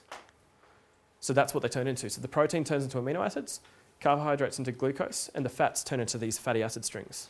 So once that top bit of the fat, the glycerol head, once that's been dissolved off, you've got these three lines which turn into three fatty acid strings. So that makes sense that that's what the cells are eating. And it's the glucose that causes the risk. It's the glucose that's really too much sugar. It's not even almost too much caffeine people are having as much as too much sugar. If someone drinks Coke, they say, oh, here's my drink, I'm having it as a caffeine drink to give me the energy. Mm-hmm. It's the glucose, it's the sugar that's giving them that sudden energy burst, and then it's dropping them again. So protein, I've just got a simple diagram, probably just as simple as I could understand to make it. These three, make protease, which is an enzyme, which turn protein into amino acids. With carbohydrates, saliva and the pancreas create this enzyme, the amylase. It sends it to the small intestine, which turns carbohydrates into glucose. So that makes sense? Like that's what the body does. And so it's really the glucose gets eaten by the cells. All three of those foods get eaten by the cells, and so they're the parts that get fat. So whether it's a fat lymphatic system or if it's a fat liver, it's the cells that are fat. So what we want is a nice, consistent behavior. We want them to do, if they're going to exercise, we want them to do a little amount consistently. If they're going to have a great diet, we want them to have a nice, consistent diet, not just a really good one for a week or two, even for a month. We don't want them to just lose weight for the summer. Does that make sense? It's almost ridiculous to say that I just want to lose some weight for this summer so I can go back to risking my health again after, once the next season comes. It makes no sense. The way the cells work, the way the body works, it doesn't really care about seasons. We're just thinking about our beach outfits. If that makes You've heard of where there's different types of fats? Mm-hmm. So unsaturated, generally it's agreed that it comes from like vegetable products. Saturated, it's generally agreed that it comes from animal products. Then there's another type called trans fats. Trans fats are basically like a preservative that they put in, like Doritos have trans fats in them. Only a small amount, but they put it in there. Basically, it's a preservative. The problem with a trans fat, or the reason they say it's so dangerous, is because nothing in nature understands it. There's a chemical bond that they do where they're connecting the wrong chemical or the wrong atoms to the wrong atoms in this trans fat that confuses the body, that no enzyme in your body understands what to do with that fat. So the body stores it and it doesn't know what to do with it. And because nothing in nature understands it, your body can become sick because it doesn't know how to treat it. It stores it, locks it in, and then it can't get rid of it again because it doesn't understand it. Like, have you heard of how there's margarine, and margarine is meant to be one molecule different from plastic? If you get butter and you put margarine, if you just put them outside and come back 3 years later, I wouldn't want to go near the butter, but the margarine will look identical. It's like plastic. You're not supposed to spread it on toast and put it in your mouth. It's not food. It's not from nature. If you've ever seen margarine before it's been coloured, flavoured, deodorised, it'll make you vomit. Yeah. One of the factors where they make it. Exactly. So we've really got to come from that mindset of like, let's eat from the earth. Let's eat from the grounds. Let's go back to nature a little bit. And it's not all that hard. Like, I know that, like, say, the shopping centres, they tend, in vegetables, they don't have that much variety. They've usually got their top 10 to 20 sellers. As in, like, everyone will have cucumber and carrots and lettuce, but they won't always have like all the interesting stuff. But the farmers markets tend to. And farmers markets seem to exist almost in every suburb or in every second or third suburb. So it's interesting, just if you can, just check out a farmers market, get down there and sort of see what they have and do something interesting. So it makes sense how the body breaks this stuff down. So the vitamins, the reason like why we need the fats, B and C dissolve in water, but people who have no fats at all, like people who take no fats in, because vitamins B and C are water soluble, and these A, D, E, and K are fat soluble, if you have no fats, then you can't dissolve those vitamins, which a person would then become sick. That even Dr. Wayne Dyer, he was on stage once saying that he had a dietitian who told him to cut all fats out, and when he cut all fats out, he started to get leukemia. And he went to every doctor about the leukemia and said, can you help me get rid of this leukemia? And they all did their tests and they all did their treatments and nothing worked. But then a dietitian said, well, I want to help you out. Let's look at your diet.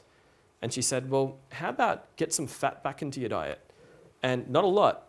He only needed a healthy amount that appears in like avocados, or the healthy amount that appears in just your normal everyday foods. He didn't have to eat all that fat off the bacon. Does that make sense? But he did need to have some fat in order for these vitamins to be soluble in his body. Because without those vitamins, you're not having all the nutrients you need. You're not having everything that the body needs to be alive. Does that make sense? So the idea is don't cut out 100% of fats, just have a sensible amount. And try to avoid anything that's basically plastic or anything that the body doesn't understand. Because if the body doesn't understand it, it's not good to eat. you seen these? So it's good to be able to read them. Like say, those three things that the cell eats, there's the proteins, the fats, and the carbs. You've also got the salts. So when you see that, you can basically see with the carbohydrates, you can see how much is in it. You can get diet books, they'll tell you what the standard is for, I'm not going to ask you to guess what that's off, but once you see a standard of how many carbohydrates you're meant to have in a particular type of food, you'll be able to read it.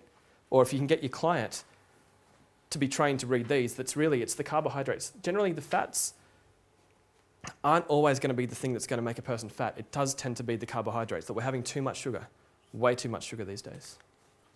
So to keep food away from the TV. TVs are for watching, breakfast, lunch and dinner tables are for eating at. This is so important for making these habits occur. So the same thing as like a client who says, I don't want to have breakfast. Once they get into the habit, they're much more likely to do it once they've broken their old routine and got into it. Give them something small and achievable. Give them a kind of, if they're prepared to do anything that you ask them to do for breakfast, well then great, they can go ahead and do it. But if they're resistant, the idea is that any movement towards eating breakfast early in the day is better than nothing. They've even done these studies where they've said, well, what if my kid has Cocoa Puffs and Fruit Loops? And they've said, well, that's better than having no breakfast. They've got the rest of the day to burn it off, and the children will tend to burn it off. And even with adults, the idea is that any breakfast is better than no breakfast because it gets them into a habit and gets them into a metabolism. Don't recommend Cocoa Pops and Fruit Loops. But basically, any breakfast is a start. And then to get them into, if you can get them into grains and vegetables. There's the Pavlov's dog example that I went through. So the daily plan I like to give them. So for breakfast, keep it to the breakfast and the dinner table. Never skip breakfast. So eat within your first hour of being awake and include all the food groups. Have at least one treat day per week because it's good to give people an opportunity to say, if I can't have chocolate 6 days a week, that's okay if I can have it on the 7th. I thought on your calendar it was once a month. I've got, it's at the top, but it's for everything down on that line. So it's the once a week. Okay, yeah. The lunch, keep it to the lunch table, include all food groups. Eat from the produce section of your supermarket, as in, make sure that you're kind of either bringing your own lunch or making your own lunch. The idea is like, people get into this habit of getting pies or getting whatever's local. The produce section is just always going to be better for you. It's just going to make people literally happier. Their brains will be healthier and have more energy. So make it yourself, don't buy it, and have one treat day per week again. And dinner, keep it small, because past 7 o'clock or past whatever time they have dinner, there is no need for the body to have more food.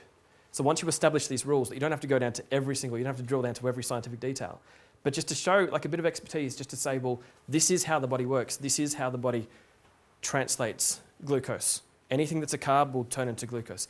Anything that's basically not a vitamin, a mineral, oxygen, water, or a protein, or a fat, or fiber, the only thing left is it's going to turn into sugar. All carbs, all starch, anything like that is going to turn into a sugar in the body. So favour protein over carbohydrates. I don't like to recommend complex carbohydrates for dinner. I'll recommend them for breakfast, I'll recommend them for lunch. But what we know about complex carbohydrates is that they take so long to break down. Does it make sense like why you don't want to still be breaking this stuff down? And it's another thing that can affect breakfast is that if a person has had all these complex carbohydrates for dinner, that it doesn't matter even if they had a small one, they still probably haven't broken them all down by breakfast, so they're still probably not going to be hungry. So what are some examples of that? Just anything that comes from either a more refined sugar, so anything that's fruit, or just even like the sucrose itself, like the raw sugar. The idea is like not really to add it to things, but if they're going to have a treat, the idea is to have it for dinner or have proteins. So the idea is you could have like some vegetable, some grain, but the idea is to favour whether it's the fruits or favour the protein. Because anything that's a complex carbohydrate, what we know about it is it's a very, very slow GI. So all we want to do is be mindful of don't have stuff that's going to still be trying to break down all the way through the night. It'll interrupt your sleep. So then finish by 7. If you get home at a different time, the idea is that if you get home by 7:01, don't say, that's it, I've wrecked it. I'm just going to eat whatever I want now. If 8 o'clock's your time, then make it 8 o'clock, but have a time.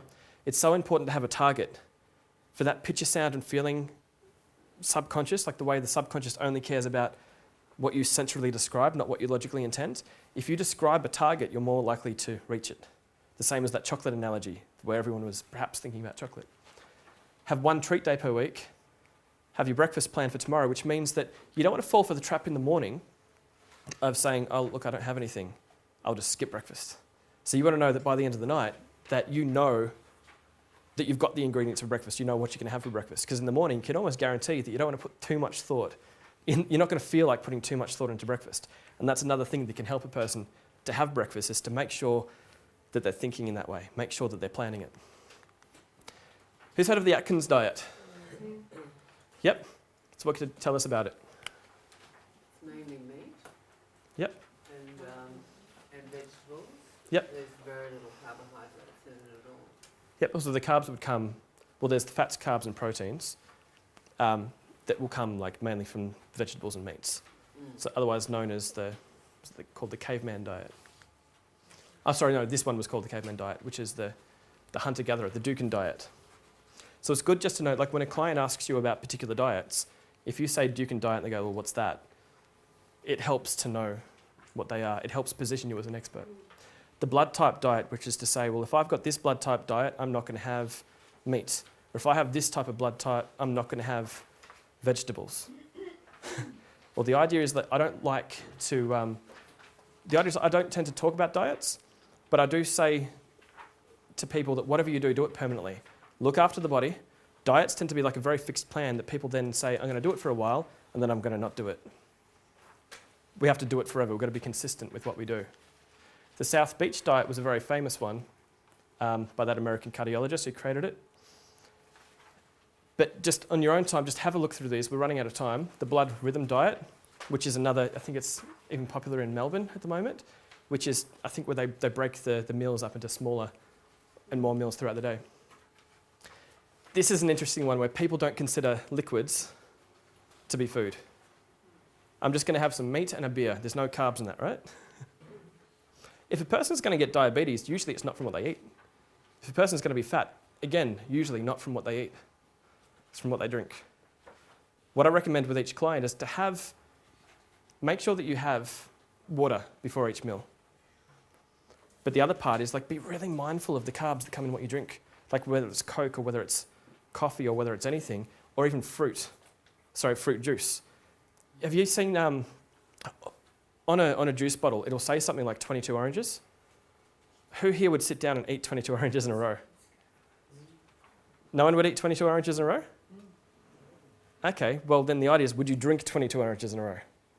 Do your cells care if the carbs, or if what you'll call the fructose, came from oranges that you ate or oranges that you drank? So be mindful, when you drink juice, don't have any more juice than what you would eat. And that's just a very good example of just how much sugar is in everything. So as I was saying, a person, if they're going to get fat, usually it's not from what they eat. It's from what they drink. And all of this will be in the manuals as well. So drinking water, we do recommend at least 3 hours a day, more if the person's really active, maybe less if the person's having trouble.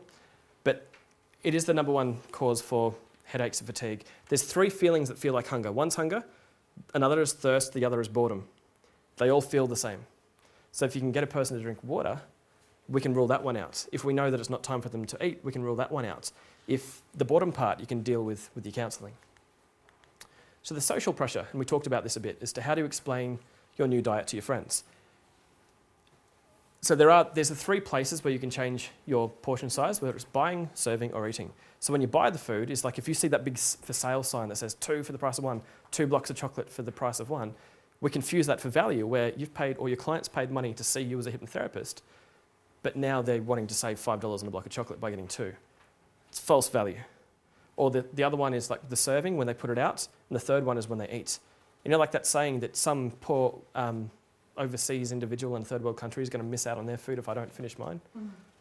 It doesn't affect them, but the story still stays in people's heads. So the idea is to say, if there's too much on your plate because you've gone to a restaurant, chuck it out. Don't eat it. Or decide in advance, cut off what you want to have, either send the rest back or put it on another part of the plate or whatever it is, but just to give them that mental target. Because people, they get into this trance when they eat. Have you seen it? Where people get into a chip trance and one more.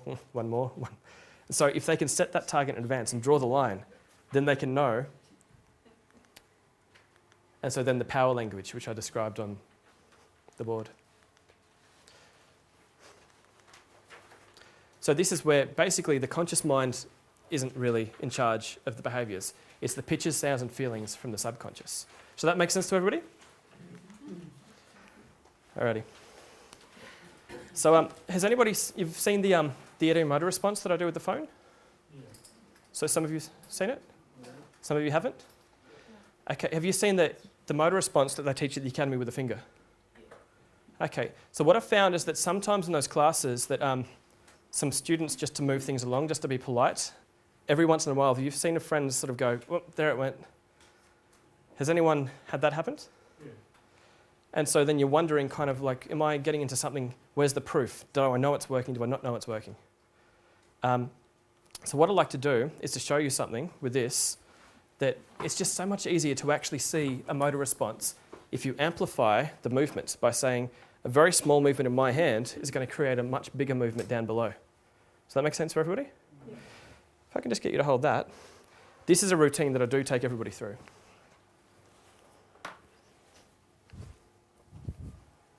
Okay.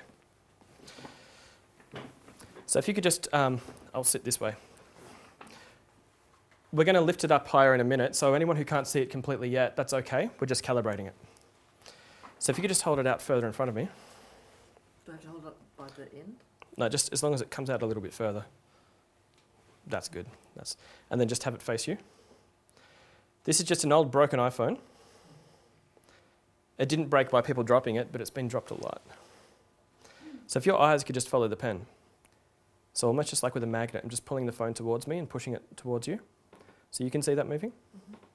Then if I just ask it to move towards the sides, left and right, left and right, left, right. Excellent. So you can see that moving? Mm-hmm. Good. Now I'd just like you to hold it a bit higher so that everybody can see it. Yep. Or even actually, would you mind just standing? Just because I want you to still hold it with enough string to amplify it a bit. It's working really well, but I still like to have that. So from here? Even just from here is good. Do you want to maybe face everybody? And we'll just tuck that over. So everyone can see that really. What's Maybe. with this facing me? Yep, just want to hold it a bit longer. Oh, okay. Good. So this time, we're going to calibrate to say that towards the sides means a no, and then towards you and me, towards everybody else and you is a yes. So if I said, do you have 3 feet, and towards the sides is a no? Am I doing with my mind or just doing nothing? Just let it do it. Okay. So do you have 3 feet? And if towards the sides means a no. So I'll just stand here for a second. So if your eyes could just follow the pen. So we're just allowing the phone to swing left and right. Good, so we're starting to get that. So sometimes you've got to be that little bit persistent to make it work. So this time if I ask, do you have 3 feet? We'll just allow towards the sides means a no. So is that moving left and right? Oh, it is. Excellent, so it'll start to move more. And then if I ask, do you have 2 feet? And towards you, towards everybody else is a yes. So this way is a yes. So if your eyes could just follow the pen. So that's a yes response. Excellent. So now I'd like you to think about something that only you know about yourself where the answer is yes. So just in your head, so it's already doing a yes? Yeah. Then just think about something that only you know about yourself that's a no. It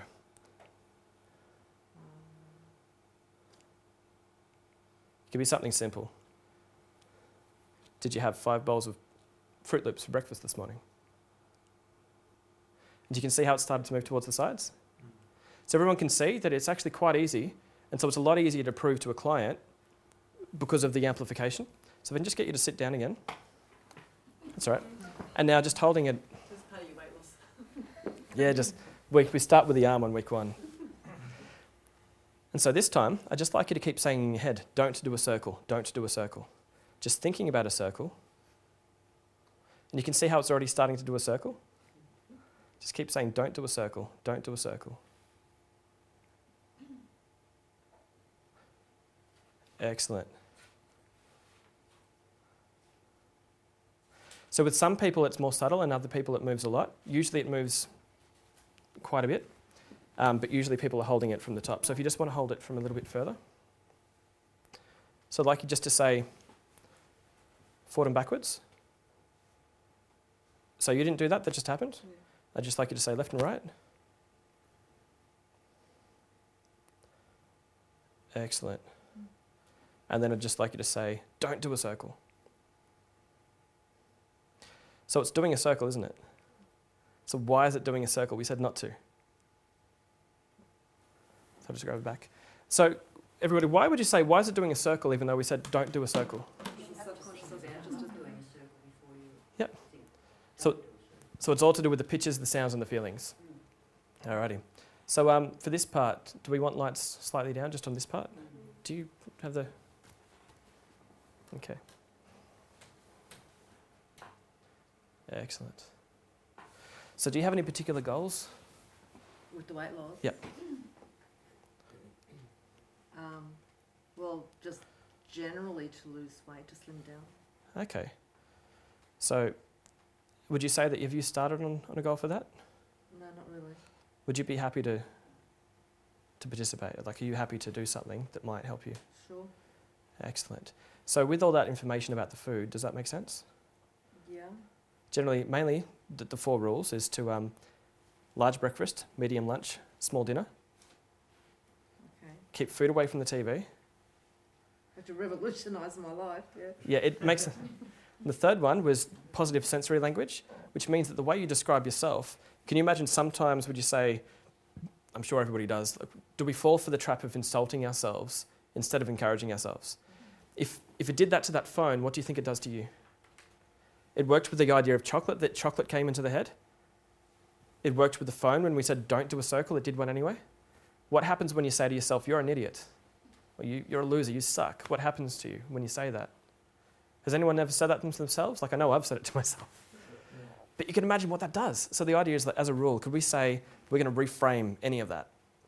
Anytime you say that you got a result that wasn't what you intended, we'd like for you to phrase it that way, to say, well, what was the result I wanted? Or it doesn't really matter how you phrase it, but as long as it has positive sensory.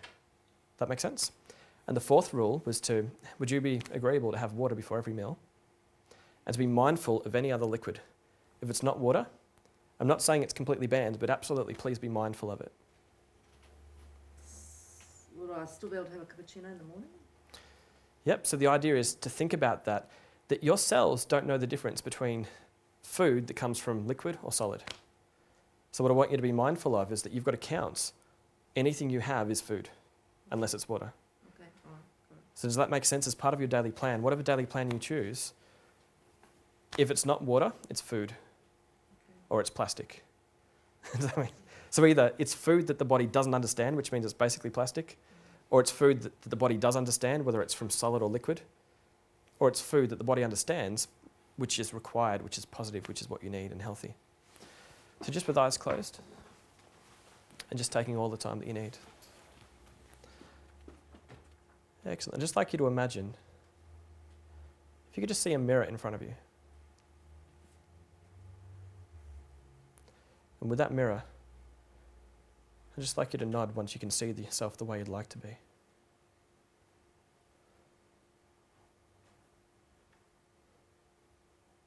Excellent. And how far in the future is that?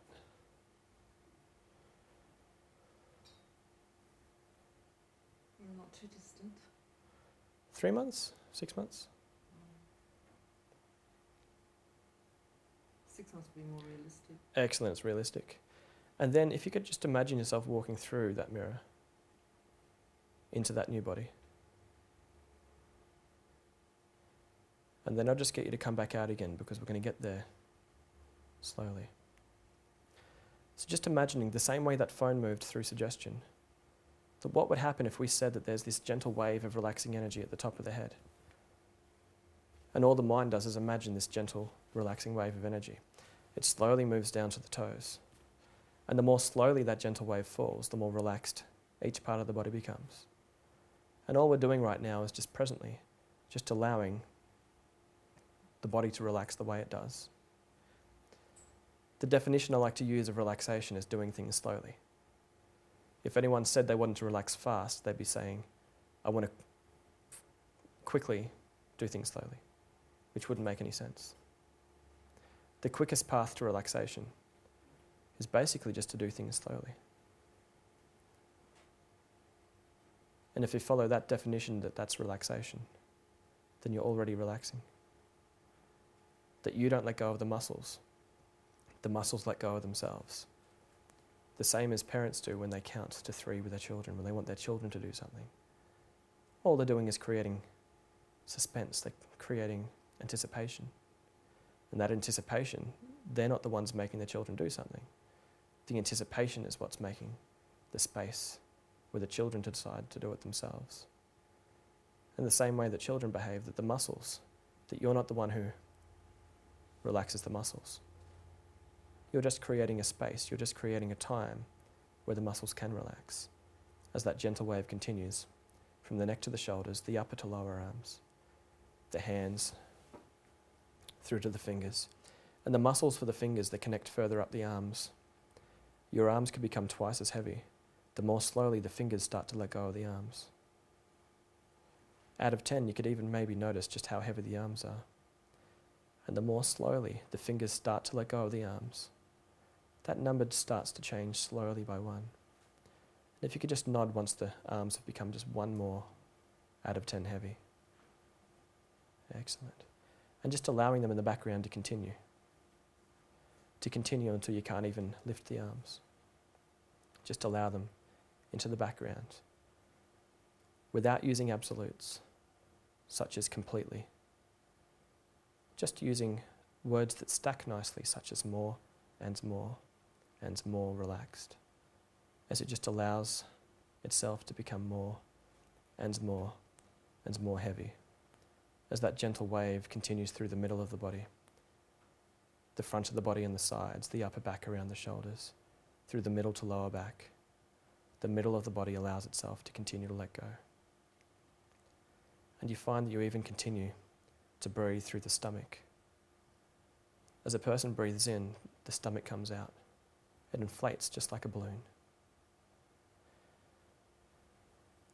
And as a person breathes out again, the stomach comes back in,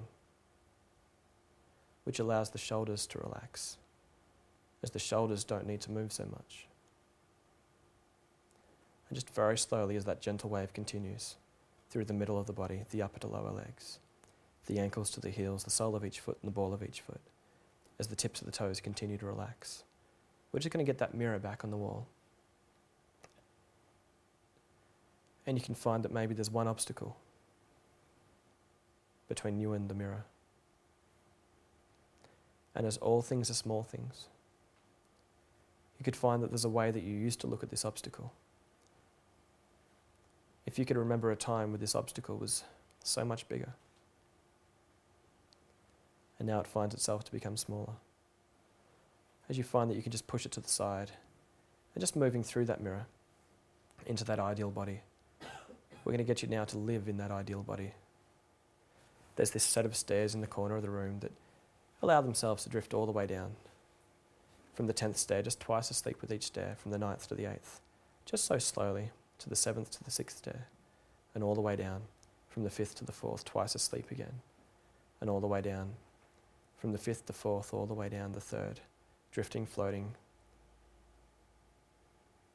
and sleeping all the way down. The 1st and into the room, as there's that comfortable chair, that other mirror on the wall, that replays the process of how did you get into this ideal body? What were the behaviours that the body went through? How good does it feel to be healthy? How good does it feel to allow even the health of the brain becomes more and more powerful? As that you deserve unconditional love, and you are unconditionally loved by the world and by those who love you unconditionally. Not because of what you look like, but just unconditional love. They absolutely love you unconditionally. That you add so much value to people's lives, that just the fact that you exist adds value to people's lives. As the mind could even show on that mirror, just some of the ways that you've added even more value to people's lives. whether it's volunteering, whether it's helping people out in other ways. And you can see yourself in that timeline from the mirror as it shows you all the way back to now, the steps, whether it was just 1 kilo per week that happened automatically, that it's not really you losing a kilo per week. The behaviour changes the body and the body lets go of a kilo per week. As the cells in the body learn that there's always food around, it's okay to metabolize in a way. It's okay to behave in a way, but we can trust that there'll always be food. And just very slowly, as every day in every way, your life continues to become better and better. As I just count from 1 just all the way up to 5, just 1, energy vitality just allowing itself to return from your arms to your legs, and 2 and 3, just very slowly, just heart rate vitality, just returning to that which is healthy and normal for you, and 4 and 5, just very slowly allowing yourself to open your eyes, just taking a deep breath. Good. Just taking your own time to open your eyes. How do your arms feel? That's right, just moving the fingers.